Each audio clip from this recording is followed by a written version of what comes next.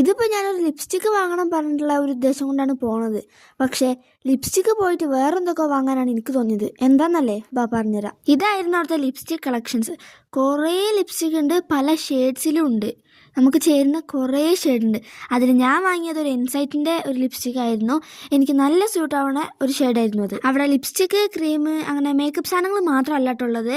അവിടെ clip, bag, band, slide തുടങ്ങി കുറേ സാധനങ്ങളുണ്ട്.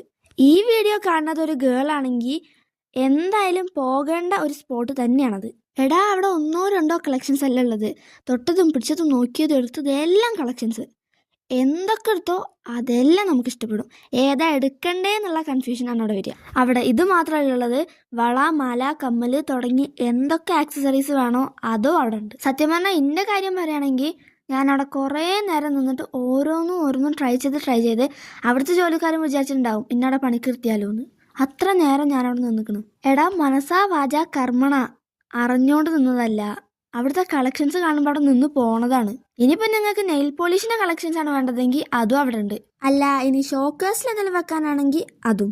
എന്തിനു പറയണം, അവിടെ പോകേണ്ട താമസം ഉണ്ടാവുള്ളൂ. ഏതാ എടുക്കണ്ടേന്ന് അറിയേണ്ട കൺഫ്യൂഷൻ മാത്രമേ അവിടെ വരുള്ളൂ. അവിടെ പിന്നെ ഇങ്ങനത്തെ കുറേ സാധനങ്ങളുണ്ടായിരുന്നു. അത് ഈ വീഡിയോ കാണുമ്പോഴും അവിടെ ഉണ്ടായ സമയത്തും എന്താണെന്ന് എനിക്ക് മനസ്സിലായില്ല. അത് മാത്രമല്ല, അവിടെ കുറേ സ്ക്രഞ്ചീസിൻ്റെ കളക്ഷൻസ് ഉണ്ടായിരുന്നു. സത്യം പറഞ്ഞാൽ ആ സ്ക്രഞ്ചീസിൻ്റെ ഫേവറേറ്റ് ആയതുകൊണ്ടാണോന്ന് അറിയില്ല, അവിടെ കണ്ടപ്പം എനിക്ക് ഭയങ്കര ഇഷ്ടമായി. ഇത്രയും പറഞ്ഞ സ്ഥിതിക്ക് ഈ ഷോപ്പിൻ്റെ പേരെന്താണെന്ന് അറിയണ്ടേ? എലൈസ കളക്ഷൻസ് എന്നാട്ടോ ഈ ഷോപ്പിൻ്റെ പേര്. ഇതെവിടെയെന്ന് അറിയണമെങ്കിൽ കമൻറ്റിൽ ചോദിക്കുക. അപ്പോൾ ഓക്കെ, ബൈ.